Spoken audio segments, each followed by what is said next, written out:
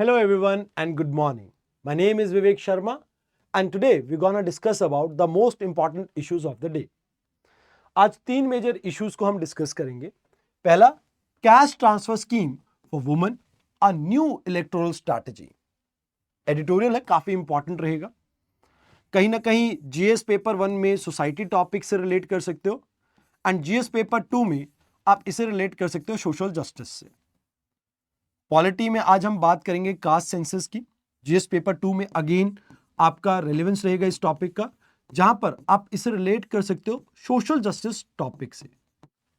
In addition to this we will be talking about एक global plastic treaty के बारे में, क्यों ये फेल हो गई. तो these are the things that we have to discuss today. But आगे चलने से पहले आपके लिए एक इंपॉर्टेंट इंफॉर्मेशन. 16 दिसंबर से हमारा क्रैश कोर्स लाइव होने वाला है. मींस इसकी पहली क्लास 16 दिसंबर को स्टार्ट होगी, जिसमें मेरी पहली क्लास रहेगी इन्वायरमेंट की. अब आप में से अगर 2025 के लिए कोई भी प्रिपेयर कर रहा है एंड उसकी क्रैश कोर्स को लेके कोई भी क्वेरी हो, तो he can call at the given number जो आपको यहां पर नीचे स्क्रीन पे दिख रहा होगा. अगर आप अपनी तैयारी को और ज्यादा बूस्ट करना चाहते हैं, बेस्ट करना चाहते हैं, तो you can join us any time. आइए शुरुआत करते हैं आज के डिस्कशन की, जहां पर पहले आर्टिकल में we will be talking about cash transfer scheme के बारे में. अब देखिए, ये जो अभी रिसेंट टाइम में आपको दो स्टेट इलेक्शन देखने को मिले, एक महाराष्ट्र में और झारखंड में. कहते यहां पर बेसिकली जो कैश ट्रांसफर है उसने एक बहुत पिवाइटल रोल प्ले किया है, जिसकी वजह से इलेक्शन का रिजल्ट डिसाइड हुआ है. तो कहते कि भी देखो, अगर आप महाराष्ट्र की बात करें तो मुख्यमंत्री माझी लड़की बहन योजना स्टार्ट की गई, जिसमें 1500 रुपए दिए गए एंड कहा गया कि अगर हम पावर में आएंगे तो बाद में इसे 2100 रुपया दे दिया करेंगे हम.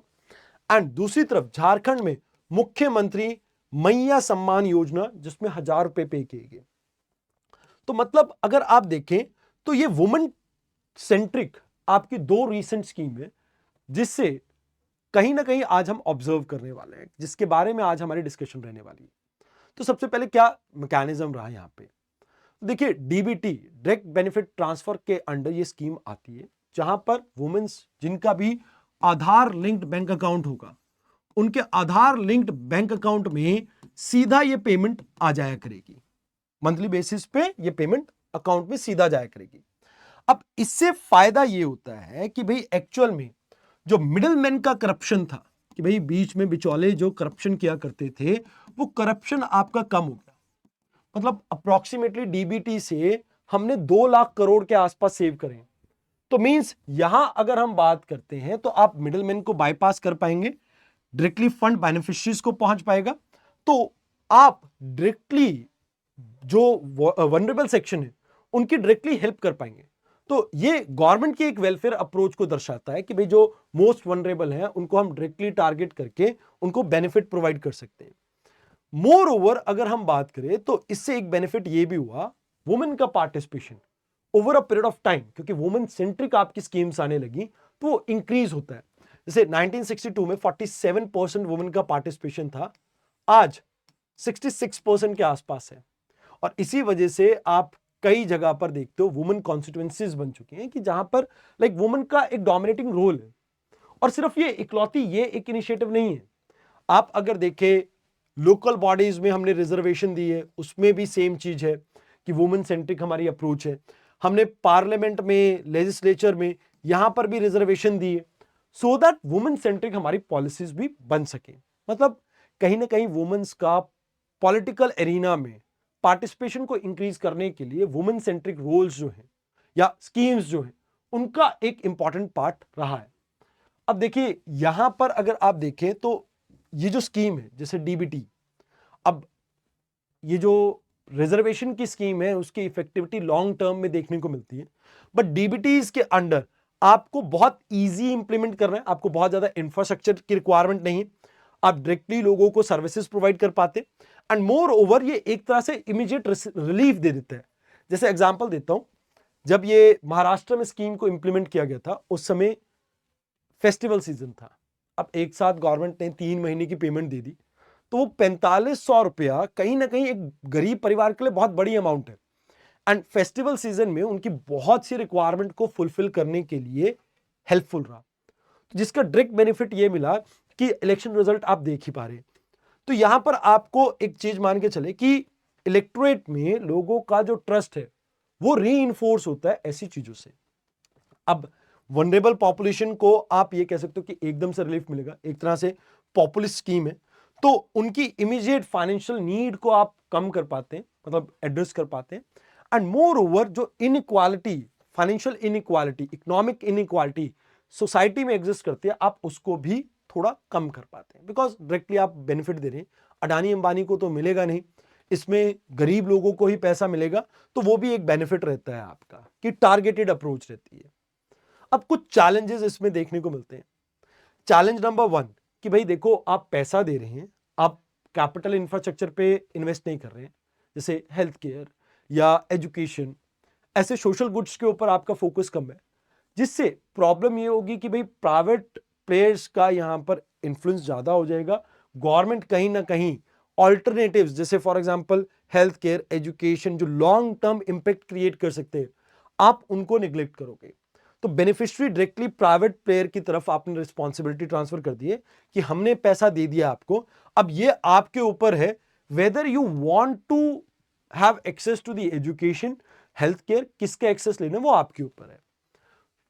इसका शॉर्ट टर्म इंपैक्ट ही है, मतलब 1500 रुपए अगर मंथली मिल भी रहा है, ठीक है, कुछ हद तक इनकम में सपोर्ट करता है फैमिली के, बट एक्चुअल में ये रिप्लेस नहीं कर सकता आपकी एजुकेशन को, हेल्थ को, या पब्लिक इंफ्रास्ट्रक्चर को, जैसे टॉयलेट्स हो सकते हैं, might be a possibility highways हो सकते हैं, ये उसको रिप्लेस नहीं कर सकता।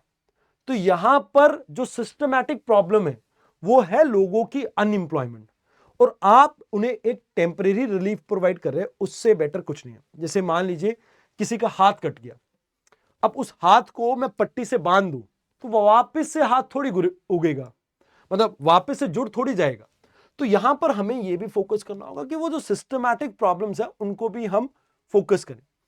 अब देखो, आपने पैसा दिया, वोट मिली, मतलब वोट बैंक पॉलिटिक्स होगी। एक्चुअल में यहां पर वेलफेयर में इनोवेशन खत्म हो जाएगा। हर स्टेट कोशिश करेगी कि ये सेम मॉडल को रेप्लिकेट करे। आने वाले सालों में बिहार में जैसे इलेक्शन है, दिल्ली में इलेक्शन है, तो इन दोनों जगह पर अगर इसे रेप्लिकेट किया गया तो इससे फिस्कल स्टेबिलिटी जो स्टेट की वो इंपैक्ट होगी, एंड प्लस वेलफेयर में इनोवेशन नहीं आएगा। आपने डायरेक्ट ट्रांसफर स्टार्ट कर दिया मनी का, बस वही एक आपका मेथड रह जाएगा। अब यहां पर स्टेट्स के पास आप लिमिटेड स्टेट कैपेबिलिटी कह सकते हो कि भाई देखो, पब्लिक सर्विसेज को इंप्रूव करने के लिए आपके पास मोटिव नहीं रहेगा। आपको वोट्स चाहिए, वोट्स आपके इस चीज से आ रहे हैं, तो एक्चुअल में जो पॉलिटिक्स होगा वो बहुत ज्यादा वोट बैंक ड्रिवन हो जाएगा, तो वो एक प्रॉब्लम होगी। तो कहते हैं कि भाई इसका ऑल्टरनेटिव क्या हो सकता है, तो कहते हैं आप पब्लिक इंफ्रास्ट्रक्चर को स्ट्रेंथन करो, स्कूल्स बढ़ाओ, हॉस्पिटल बढ़ाओ, अफोर्डेबल हाउसिंग को प्रमोट करो, वो एक्चुअल में पॉवर्टी को सिस्टमैटिकली कम करेगा। स्किल डेवलपमेंट के ऊपर फोकस करो, वुमेन्स को स्किल्स प्रोवाइड करो, ट्रेनिंग प्रोवाइड करो, उनको एंटरप्रेन्योर बनाओ। आप उन चीजों के ऊपर फोकस कर सकते हो। आप एम्प्लॉयमेंट ओरिएंटेड स्कीम्स जैसे मनरेगा को प्रमोट कर सकते हो, आप नमो ड्रोन दीदी जैसी स्कीम को आप इंप्लीमेंट कर सकते हो। तो ऐसी स्कीम्स को इंप्लीमेंट करोगे तो इससे आप सोसाइटी को एम्पावर कर रहे हो। मतलब एक कहावत है पुरानी कि आप किसी को मछली मत दीजिए, आप मछली पकड़ने का तरीका बता देंगे उसे, तो वो उससे एम्पावर होगा रादर देन डिपेंडेंसी क्रिएट करने के।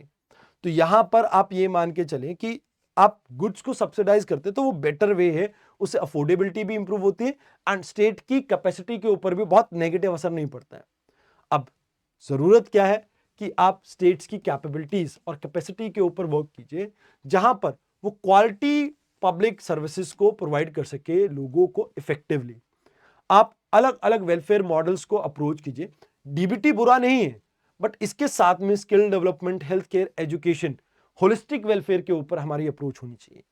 अभी कम्युनिटी सेंट्रिक पॉलिसी होनी चाहिए, जहां पर आप वुमेन्स को डिसीजन मेकिंग पोजीशन में इंगेज कीजिए, एंड कोशिश कीजिए टाइमली इन सभी चीजों को आप मॉनिटर करें, इवेल्युएट करें, जो कमी हो उसको आप दूर करें। तो this was the first article. I hope आपको आर्टिकल समझ आया हो। सेकेंड आर्टिकल की अगर बात करें तो ये कास्ट सेंसस से रिलेटेड है। देखिए, कास्ट सेंसस के बारे में बहुत डिमांड कर रही है आज की डेट में ऑपोजिशन। तो इसके प्रो एंड कॉन्स को हमें समझना जरूरी है। इंडिया में पहले कास्ट सेंसस आपके कंडक्ट किए गए थे 1871-72 में, बट वहां पर कास्ट सेंसस किस तरह के थे? सर्वेंट एंड लेबर्स के बारे में जैसे पूछा गया, एंड मिक्स्ड कास्ट के बारे में डाटा कलेक्ट किया गया। बाकी बहुत ज्यादा डाटा कलेक्ट नहीं किया गया। मद्रास, बंगाल और सेंट्रल प्रोविंसेस में ही ये हुआ था।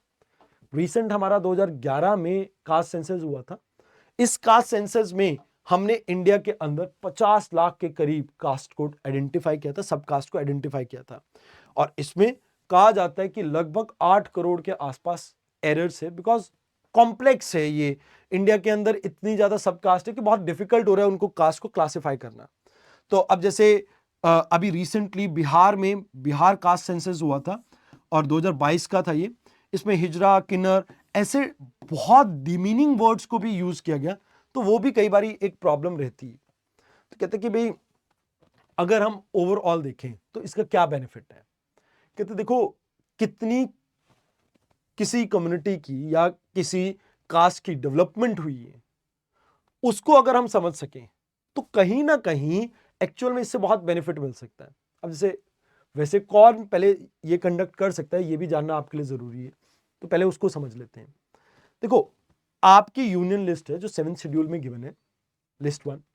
इस लिस्ट 1 की एंट्री 69 में डायरेक्टली हम बात करते हैं कि कौन सेंसस कंडक्ट कर सकता है। अब सेंसस एक्चुअल में सेंट्रल गवर्नमेंट के पास पावर है, वो सेंसस कंडक्ट कर सकते हैं। स्टेट गवर्नमेंट सिर्फ सर्वे कंडक्ट कर सकते हैं, उससे ज्यादा और कुछ नहीं। अब ऐसे ही सेंसस एक्ट 1948 के अंडर सेंट्रल गवर्नमेंट को पावर दी गई है कि भाई वो डेमोग्राफी से रिलेटेड, इकोनॉमी से रिलेटेड और सोशल डाटा से रिलेटेड पूरे देश का डाटा कलेक्ट कर सकती है। अब यहां पर कुछ पॉजिटिव चेंज है, अगर आप देखें इसे ठीक से इंप्लीमेंट किया जाए आपको देखने को मिल सकते हैं। जैसे पहला कि पॉलिसी फॉर्मेशन में आपको बेनिफिट मिलेगा कि भाई आपकी क्या वेलफेयर अप्रोच होनी चाहिए। मींस जो अंडर प्रिविलेज्ड है या मार्जिनल सेक्शन है, उनको कितना बेनिफिट मिल पा रहा है गवर्नमेंट स्कीम का, वो आप समझ पाएंगे। फिर रिजर्वेशन कितनी इफेक्टिव हुई कि भाई क्या सभी को रिजर्वेशन का बेनिफिट मिला। जैसे एग्जांपल के तौर पे रिसेंटली सुप्रीम कोर्ट ने सब कैटेगराइजेशन करने की बात की थी एससी कम्युनिटी की। तो यहां पर आप ये देखिए कि क्या उस रिजर्वेशन के अंदर हमें हॉरिजॉन्टल डिवीजन करने की जरूरत है, क्या हमें कुछ एडजस्टमेंट करने की जरूरत है, वो आप समझ पाओगे। इन एडिशन टू दिस, जो सोसाइटी में सोशो इकोनॉमिक इनइक्वालिटी है कि भाई आज की डेट में एजुकेशन में क्या गैप है, एम्प्लॉयमेंट में क्या है, वेल्थ डिस्ट्रीब्यूशन में क्या है, आप उसको समझ पाओगे और लोगों के अंदर इक्विटी को प्रमोट कर पाओगे। इन एडिशन टू दिस, कितनी पॉलिटिकल रिप्रेजेंटेशन किसी पर्टिकुलर कास्ट की है आप उसे समझ पाओगे, एंड उसके अकॉर्डिंगली हो सकता है कि उनकी जो लेजिस्लेचर में रिप्रेजेंटेशन है वो इंप्रूव हो, उनके कंसर्न्स वहां तक पहुंचे, एंड ओवरऑल आपको बहुत बेटर देखने को मिलेगा। मतलब जो पॉलिसी फ्रेमवर्क है, वो पॉलिसी फ्रेमवर्क उनके कंसर्न्स को एड्रेस करता हुआ दिखेगा। अब साथ के साथ इसमें एक पॉजिटिव ये भी आता है कि जो हिस्टोरिकल इनइक्वालिटीज आपको देखने को मिलती है, आप उसको हिस्टोरिकल इनजस्टिस को अंडू कर सकते हैं। तो ये कुछ पॉजिटिव इसमें से निकल के आते हैं, बट कुछ नेगेटिव भी हैं इसमें। ऐसा नहीं है कि सब पॉजिटिव ही है। नेगेटिव ये आ जाता है कि भाई देखो, सबसे बड़ी बात, अगर कास्ट सेंसस कंडक्ट हुए तो इसमें आपकी अपवर्ड मोबिलिटी और डाउनवर्ड मोबिलिटी में थोड़ी प्रॉब्लम आएगी। मींस जैसे क्षत्रिय है, ब्राह्मण से कहीं ना कहीं वो जो माइंड सेट है जो लोगों को कहीं ना कहीं लाइक डिस्क्रिमिनेट करता है, वो माइंडसेट और ज्यादा आप इन्फ्यूज करेंगे।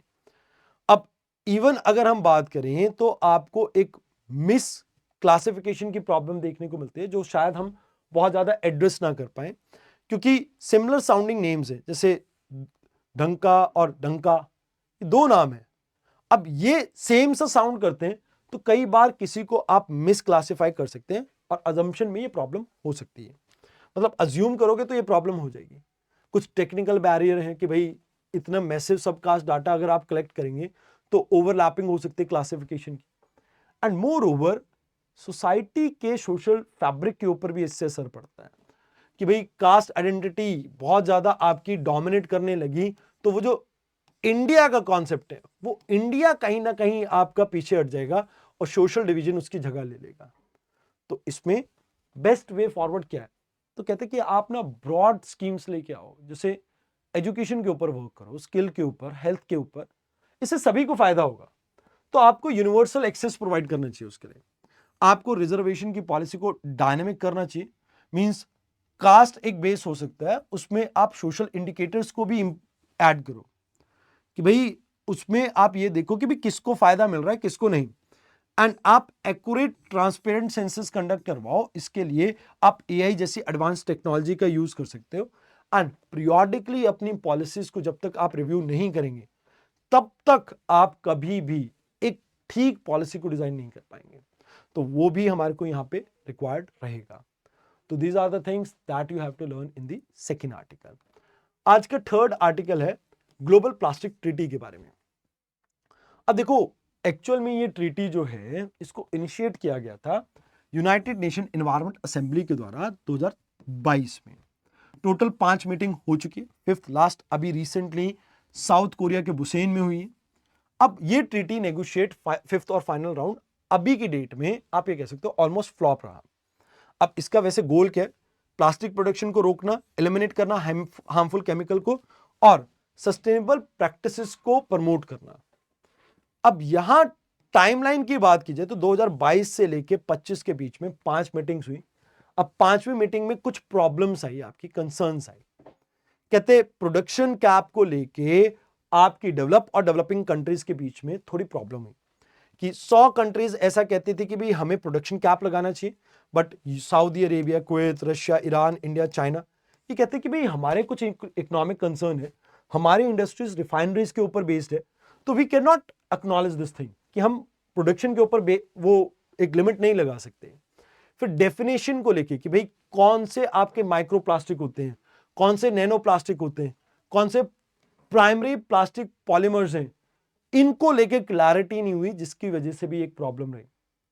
मोर ओवर डेवलप कंट्रीज की और डेवलपिंग कंट्रीज की प्रायोरिटी डिफरेंट थी।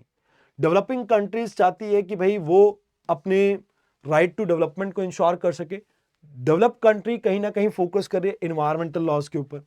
तो यहां पर स्ट्रिक्ट मेजर्स के बारे में वो बात कर रहे हैं, वो कहते नहीं हो सकते बिकॉज हमारी रिफाइनरी बेस्ड इंडस्ट्री में मल्टीपल लोग इंप्लॉयड है, तो भैया वो पॉसिबिलिटी नहीं है। फिर ऑयल एक्सपोर्टिंग देश जो हैं उनके कंसर्न है कि भाई उसकी ट्रेड के ऊपर असर पड़ेगा और कंपटीशन के ऊपर असर पड़ेगा, तो उन्होंने कभी भी इस चीज को सपोर्ट नहीं किया। अब यहां पर क्या कहां कहां आपको कंसेंसस बिल्ट होते हुए दिखते हैं? तो कहते कंसेंसस हुए ओपन डंपिंग और बर्निंग को लेके कि भाई ये दोनों ही चीजों में दोनों ही सेगमेंट ने कहा कि गलत है। फिर उसके अलावा कुछ पॉइंट ऑफ कंटेंशन रहे कि जैसे प्रोडक्शन कैप को लेके, सिंगल यूज प्लास्टिक को लेके रेगुलेट करने पे। तो यहां पर कहते कि भाई इंडिया का क्या अपना स्टैंड था। तो इंडिया का स्टैंड काफी क्लियर था, कहते प्रोडक्शन के ऊपर कैप नहीं लगना चाहिए, रोक नहीं लगना चाहिए। ये किसी भी कंट्री के ऊपर होना चाहिए कि whether they want to go for the economic growth, but innovation को हम प्रमोट करते हैं। हम कहते हैं कि भाई प्लास्टिक के वेस्ट को मैनेज प्रॉपरली करो, आप उसके ऊपर फोकस करो। एंड मोर ओवर आप प्रोडक्शन कैप तब लगाओ जब हमारे को कुछ फाइनेंसेस और टेक्निकल असिस्टेंस प्रोवाइड करो, जिससे हम अपने यहां पर जो लोग एम्प्लॉयड हैं इस सेक्शन में, जो हमारी इंडस्ट्रीज इस चीज के ऊपर डिपेंडेंट है, हम उनको शिफ्ट कर सके। कहते हैं हमारा राइट टू डेवलपमेंट है, हम भी चाहते हैं कि हम अपने लोगों का लिविंग स्टैंडर्ड्स इंप्रूव कर सकें, और उसके लिए हम एक बैलेंस क्रिएट करना चाहते हैं एनवायरमेंटल गोल्स में और सस्टेनेबल डेवलपमेंट में। तो वो हमको खुद से डिसाइड करने दीजिए। तो लास्ट में कहा जाता है कि भाई ठीक है, जो पोल्यूशन के ऊपर, प्लास्टिक पोल्यूशन के ऊपर आप फी की बात कर रहे हैं, वो आप कुछ हद तक सही कह रहे हैं, बट एक बात बताइए, आप डेवलप कंट्री हैं, you can focus upon alternative. हम ऑल्टरनेटिव के ऊपर कैसे फोकस करें? ना तो हमारे पास फाइनेंस है, ना हमारे पास टेक्नोलॉजी। तो वो प्रॉब्लम यहां पर इंडिया ने शोकेस की है कि भाई डेवलप कंट्रीज के पास बहुत ज्यादा पैसा है, डेवलपिंग कंट्रीज के ऊपर इससे फाइनेंशियल बर्डन इंक्रीज होगा। तो लास्ट में कहा जाता है कि भाई एक डेफिनेशन के ऊपर कंसेंसस बिल्ट होनी चाहिए, एक कॉमन पैरामीटर होना चाहिए जिसके ऊपर डिस्कशन की जा सके। अब जब वो डिसाइड होगा तो आपको एक बैलेंस क्रिएट करना पड़ेगा एनवायरमेंटल गोल्स और बाकी चीजों के बीच में, लाइक डेवलपमेंट के बीच में। अब यहां पर डेवलप कंट्री की ये एडिशनल रिस्पॉन्सिबिलिटी है कि वो टेक्नोलॉजी और फाइनेंशियल ट्रांसफर को इंश्योर करे, एंड इसमें प्राइवेट सेक्टर का भी कोलैबोरेशन बहुत जरूरी रहेगा। अब इस पूरे लेक्चर की पीडीएफ अगर आपको डाउनलोड करनी हो तो आप स्कैन कर सकते हैं इस क्यूआर कोड को एंड ज्वाइन कर सकते हैं मेरे टेलीग्राम चैनल को, जहां पर ये आपको पीडीएफ मिलेगी। तो आज के डिस्कशन में इतना ही था। आई होप आपको डिस्कशन अच्छी लगी हो। धन्यवाद।